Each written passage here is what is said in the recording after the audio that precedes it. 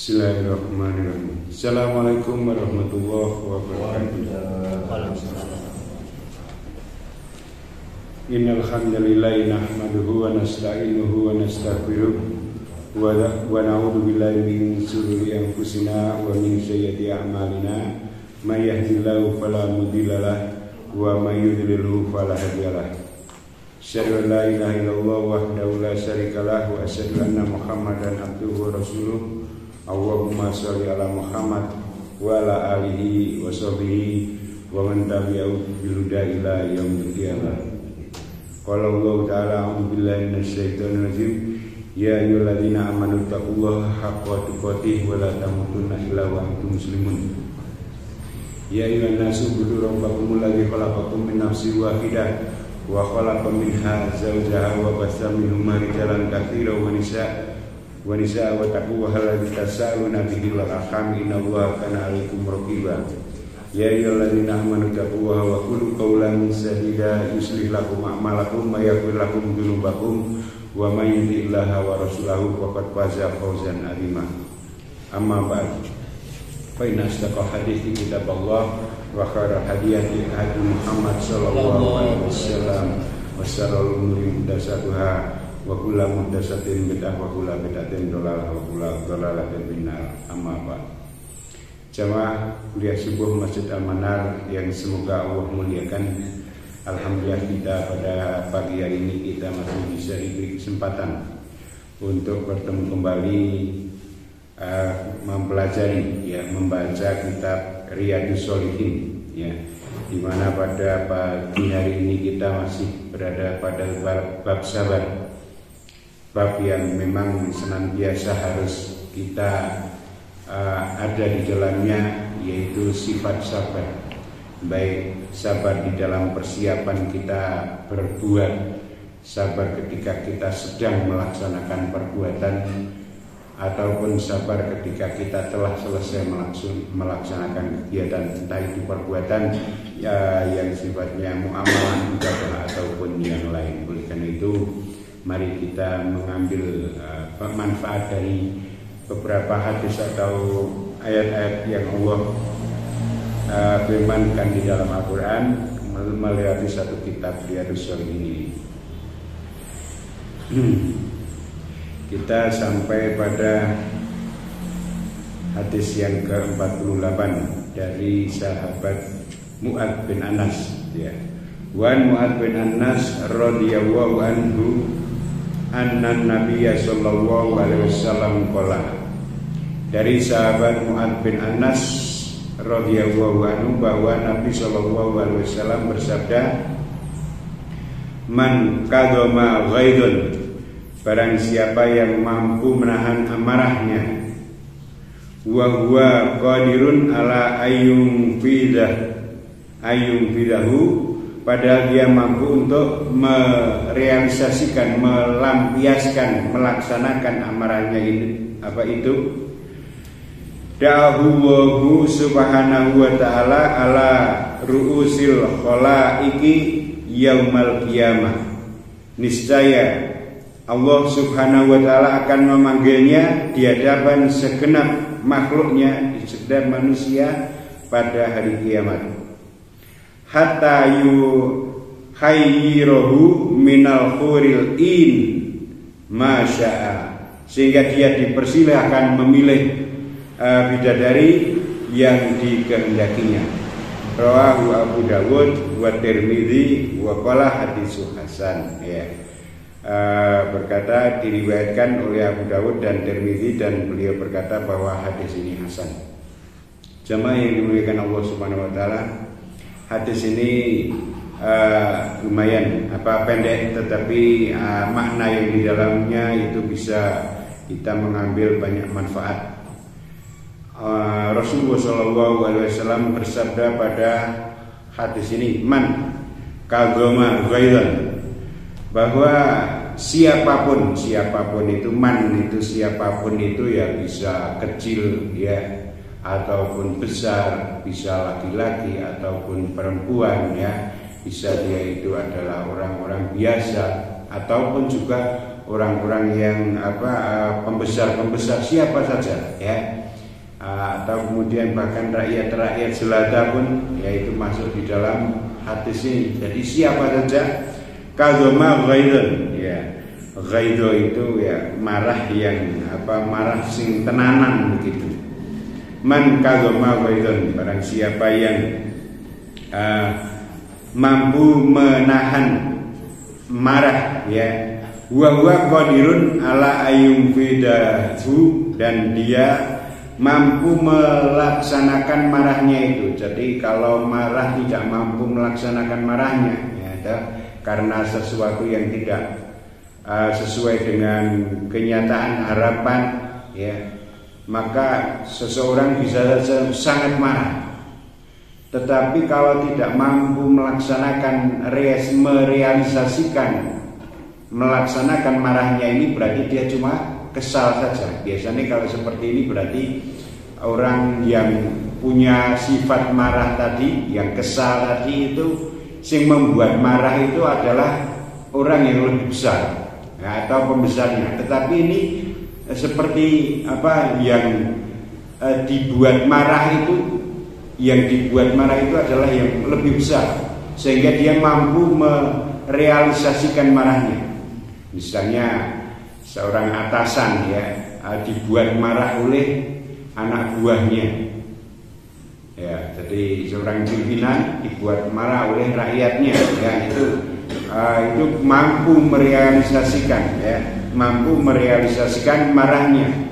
Nah, kok kemudian orang tersebut yang mampu merealisasikan marahnya itu mampu untuk menahan marahnya.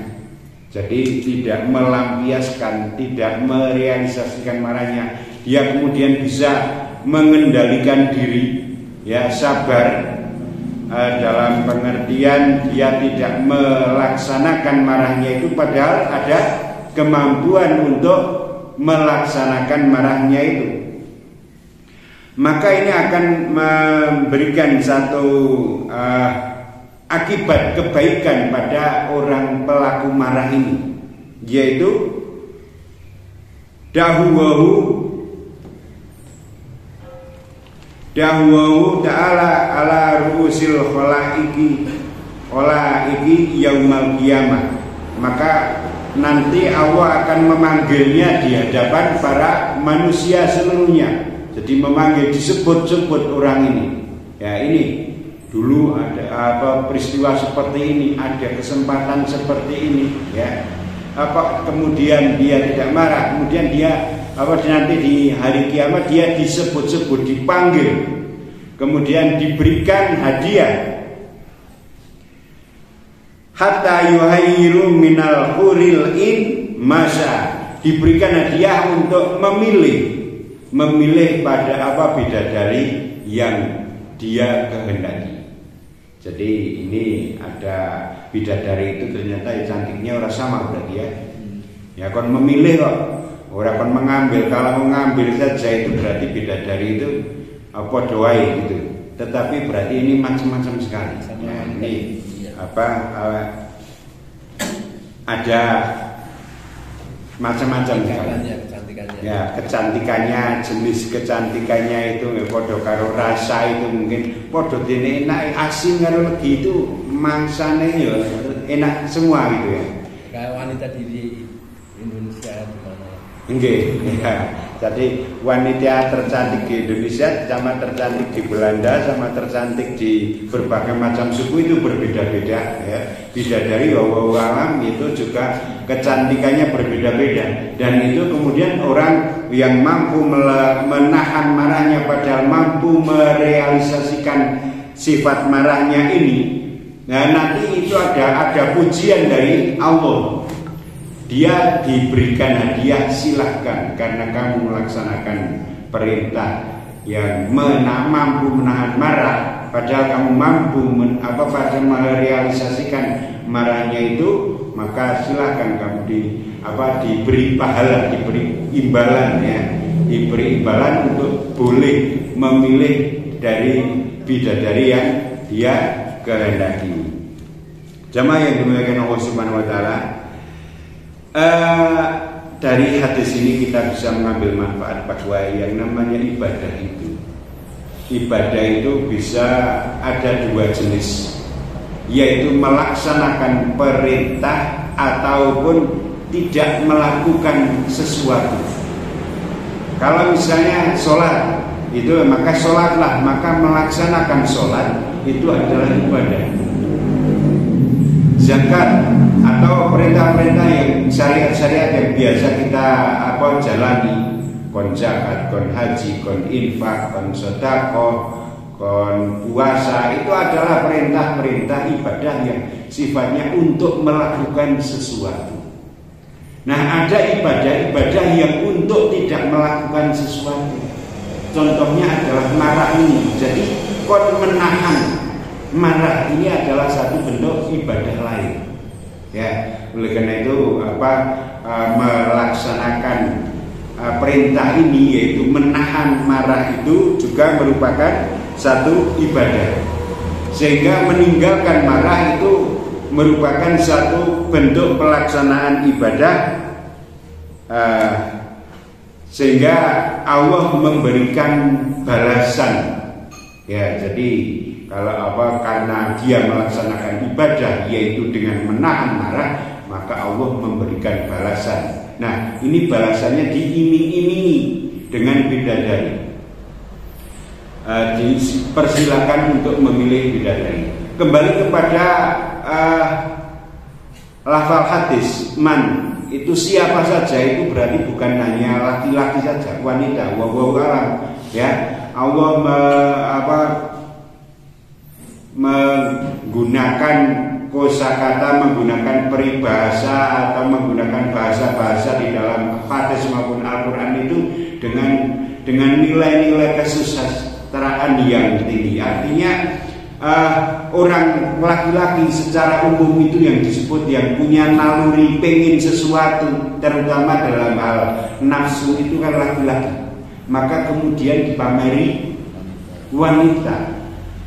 Tetapi keadilan Allah itu pada siapa saja dan kapan saja. Sehingga wallahu alam apakah ada bidadara atau tidak, tetapi yang terjadi bahwa di surga itu semua yang diingini itu ada. Tapi wanita itu memang tidak disebutkan, ya, keinginan wanita, karena kebiasaannya itu wanita itu tidak mencari tapi menunggu, gitu. Ini akan disebutkan ada rasa malu, gitu.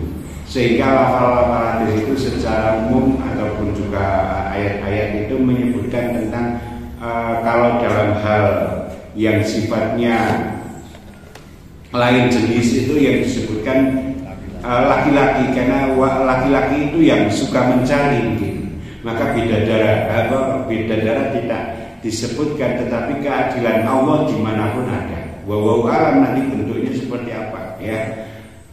Sebenarnya punya jodoh Ustaz di sana itu. Walaupun yang janda di sana ada lagi. Iya, ya, jadi ada pula bahwa nanti istrinya itu adalah ratunya bidadari. Gitu. Wallahu alam kita berharap secara kemanusiaan bahwa yang laki-laki itu yang biasa mudah untuk disebutkan, dipameri, gitu ya.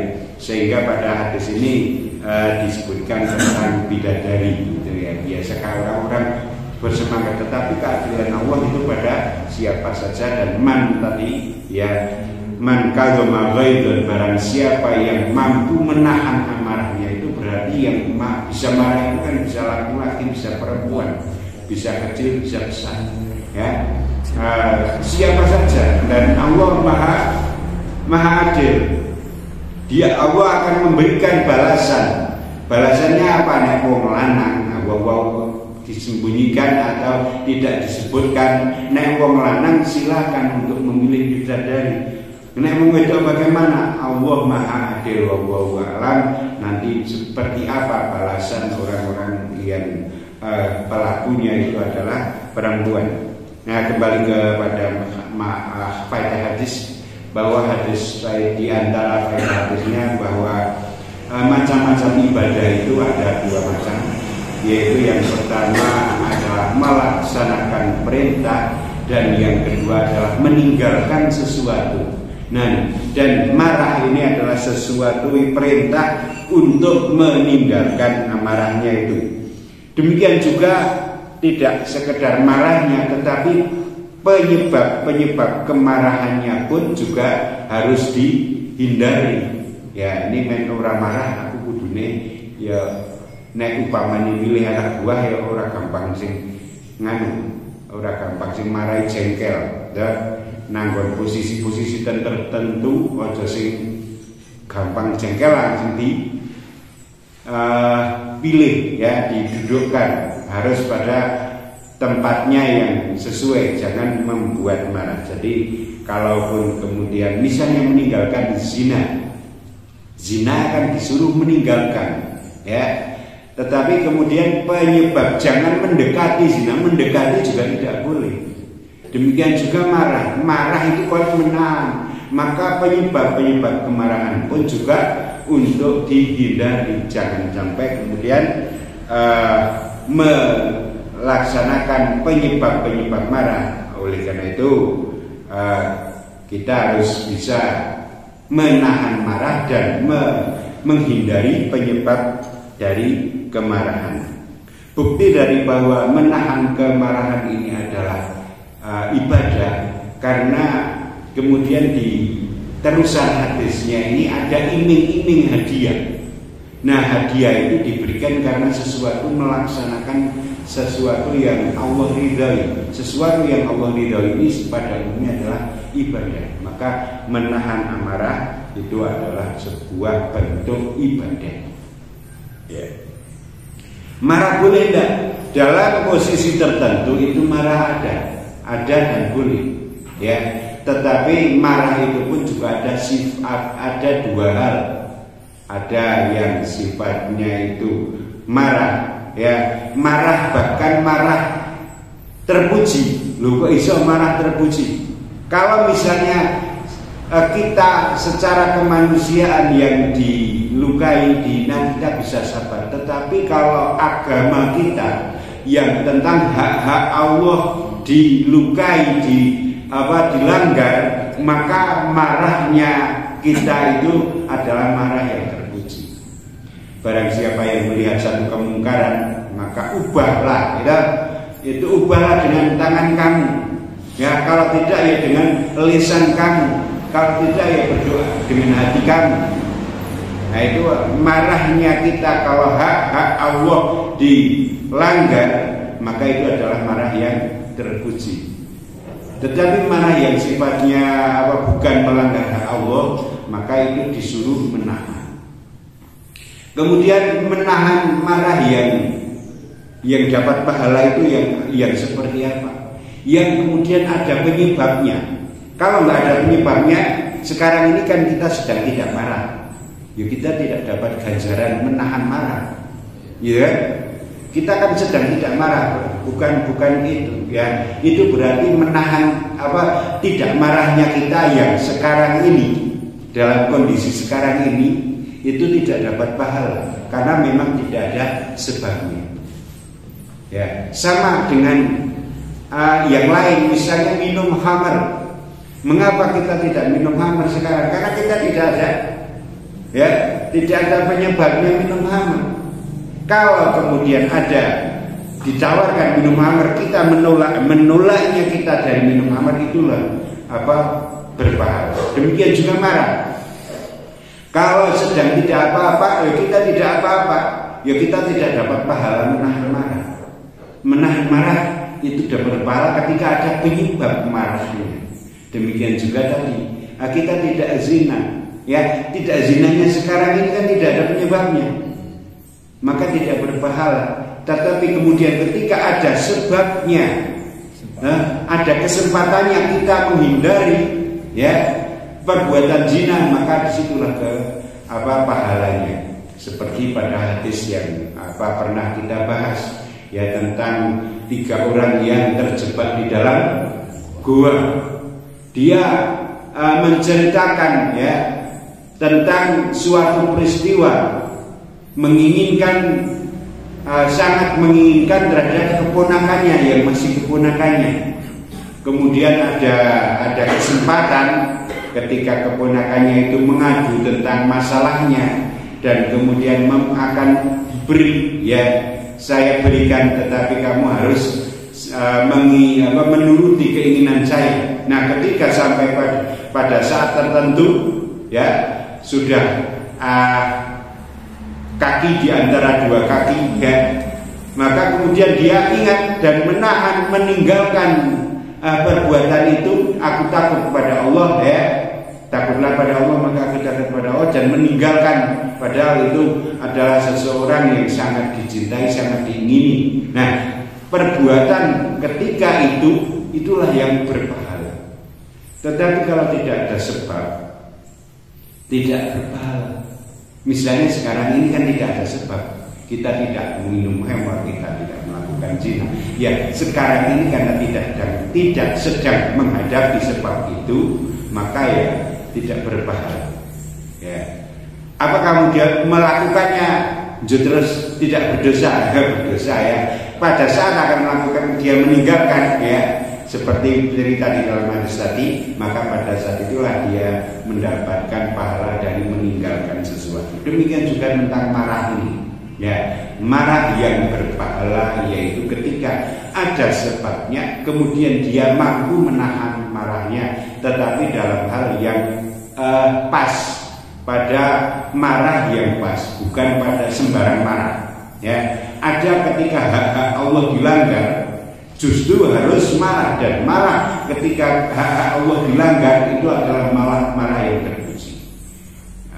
Maka kemudian misalnya seseorang pernah di medsos itu sedang membakar Quran, menginjak-injak Quran, kemudian orang lewat, kemudian dia marah, ya, melihat perlakuan terhadap Al-Quran, penghinaan terhadap agama, penghinaan terhadap Allah, maka marah saat itu adalah marah yang terpuji. Bukan kemudian aku tidak marah. Nah, ini marah yang salah kalau seperti itu. Jadi marah itu bukan dihilangkan, tetapi dikendalikan, ditahan kalau kemudian tidak berkaitan dengan hak-hak Allah yang dilanggar. Gitu. Jadi ada tempatnya, marah itu ada tempatnya. Ya, manusia secara kemanusiaan sifat marah itu ada. Nah, kemudian faedah yang berikutnya bahwa ciri seorang muslim yang sejati adalah mampu menahan marah ini. Ya, bukankah kemudian ataukah kemudian setiap muslim bermarah berarti bukan muslim? Bukan itu. Muslim yang sempurna, yang sejati, maka dia harus mampu mengendalikan marahnya. Ya, jadi karena segala kebaikan itu akan diberikan pada seorang muslim. Kemudian kebaikan-kebaikan yang tambahan itu muslim-muslim yang sejati, orang muslim yang sejati, maka dia akan mendapatkan tambahan. Nah, ketika di hadapan para makhluk Allah memanggilnya, ya, itu adalah muslim yang pilihan, muslim yang sejati, maka dia diberikan seperti itu karena mampu melaksanakan satu perintah, yaitu menahan marah. Maka ciri muslim yang berikutnya adalah menahan marahnya ini. Jamaah yang dimuliakan Allah Subhanahu wa taala, kita juga melihat bahwa dalam hadis ini ada sifat-sifat Allah, ya. Ada sifat Allah itu bersifat kalam, ya. Menyampaikan sesuatu, memanggil itu kan dengan kalam, ya. Jadi Allah punya sifat kalam, ya. Di samping itu juga Allah punya sifat irodah, ya. Manusia punya irodah, tetapi irodah manusia itu tergantung, ya. Di antaranya adalah tergantung dengan irodah manusia yang lain. Kita punya keinginan untuk makan bakso, ternyata tidak ada orang yang ingin membuat bakso, maka kita tidak jadi makan bakso. Nah, itu kalau manusia satu dengan manusia yang lain. Demikian pula dengan hal-hal yang lain. Kita pengennya makan daging, ya, tetapi nggak ada hewan di sini untuk disembelih, maka tidak jadi makan daging. Apalagi kemudian dikaitkan dengan irodah Allah. Manusia punya iroda, tetapi sangat tergantung dengan iroda Allah. Apa yang Allah irodakan, itulah yang kemudian terjadi. Berarti ada penetapan tentang sifat irodanya Allah. Allah punya sifat kehendak manusia ada, tetapi Allah tergantung dari kehendak Allah. Allah ingin memanggil, Allah punya sifat kalam, Allah memberikan ganjaran, Allah punya iroda, ya. Coba yang dimuliakan Allah Subhanahu wa taala, di samping itu kita juga melihat pada hadis ini ada bahwa besok itu ada hari kiamat. Jadi ada penentuan tentang akan ada kehidupan yang lain di samping kehidupan yang sekarang ini ada. Ya, itulah sifatnya keadilan Allah. Kalau keadaan itu hanya di dunia saja, maka tidak ada keadilan. Ya, orang yang bangunnya jam 3, ya, itu sudah mulai bekerja.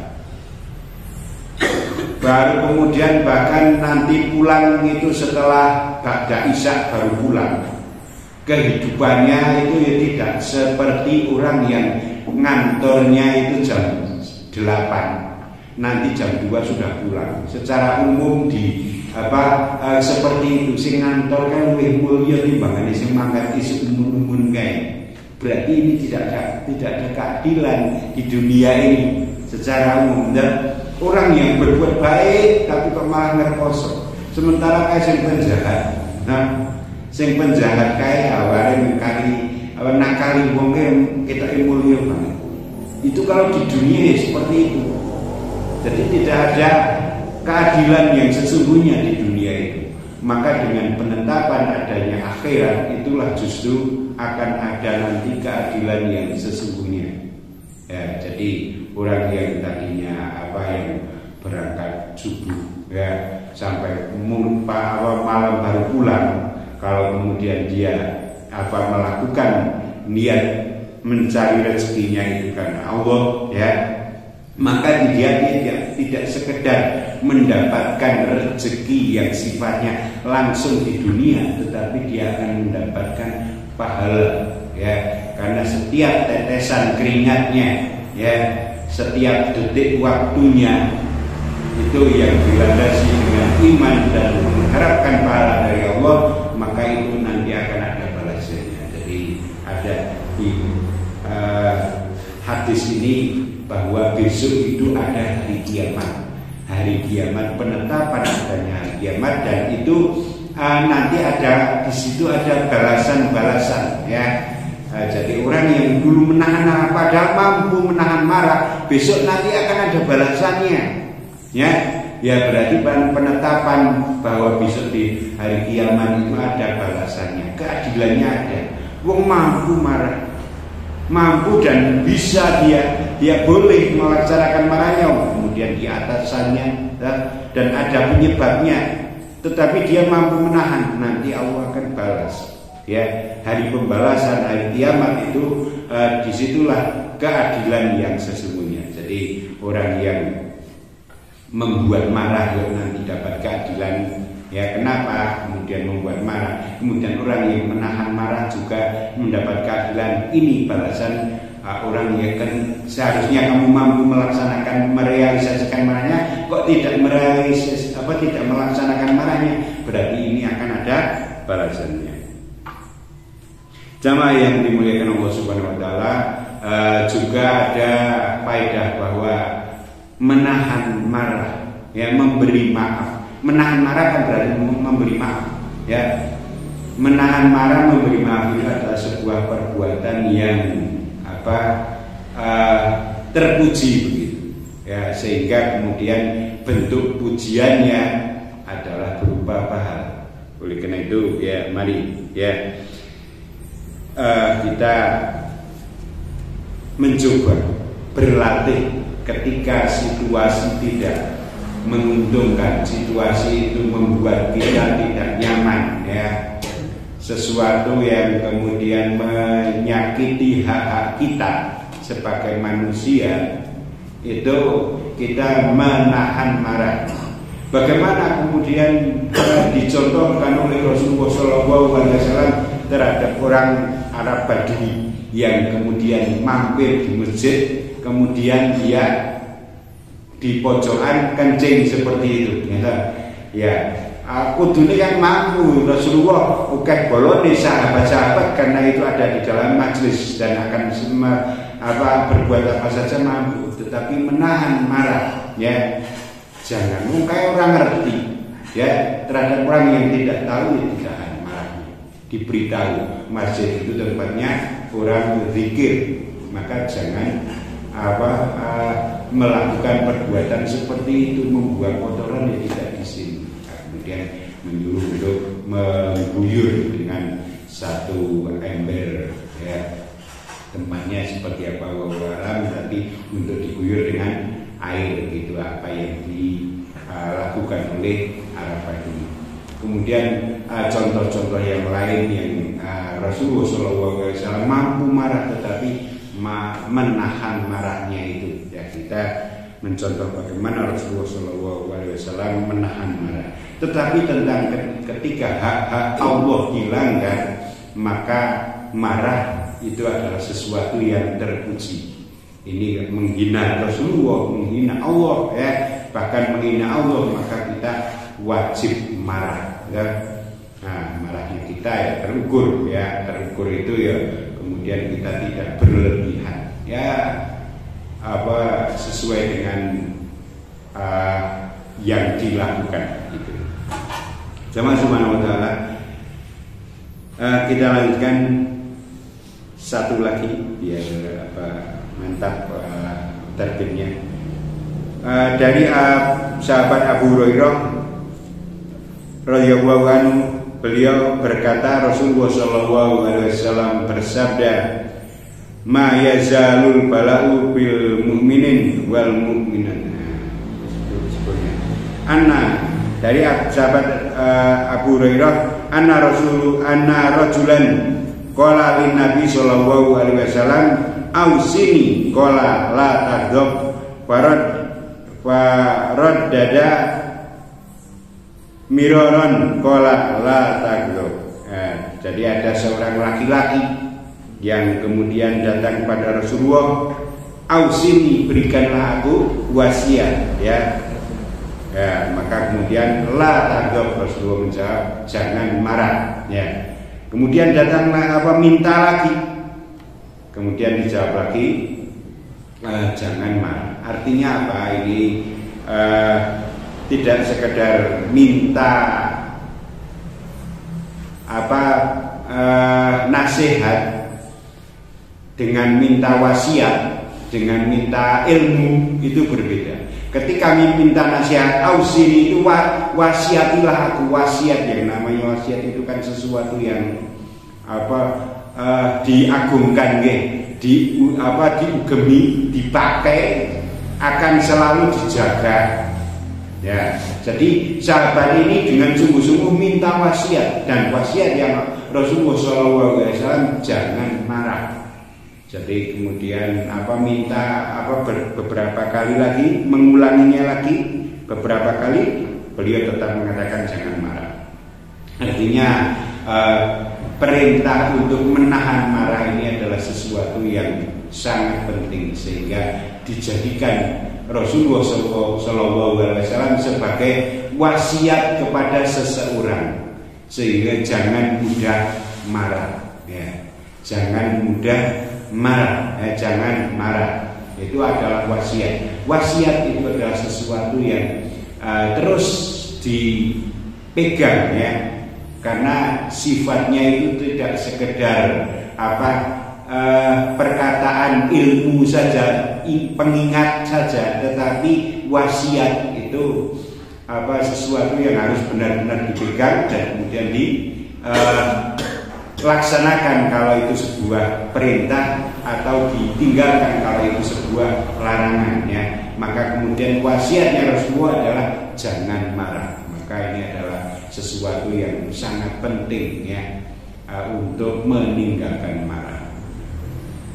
Sehingga ada selain la taghdab walakal jangan marah. ya niscaya bagimu surga. Karena itu pahala dari sebuah peribadatan meninggalkan marah itu merupakan sesuatu yang besar, karena memang marah itu adalah penyebab ketidakteraturan, ya, penyebab banyak kejelekan itu karena sifat marah tadi. Akal menjadi tertutup, kemudian perbuatan menjadi tidak terkontrol, ya. Kalau nemis akali tertutup, perbuatan tidak terkontrol, maka akibat-akibat yang lain tentu saja tidak sesuai dengan yang diharapkan. Itu kalau sesuatu itu dilandasi karena sikap marah, ya. Jamaah yang dimuliakan Allah Subhanahu wa taala, ini mungkin yang bisa kita bahas pada kesempatan pagi hari ini. Kurang lebihnya mohon maaf, semoga dapat memberikan manfaat buat kita semua. Subhanakallahumma wa bihamdika asyhadu an la ilaha illa anta astaghfiruka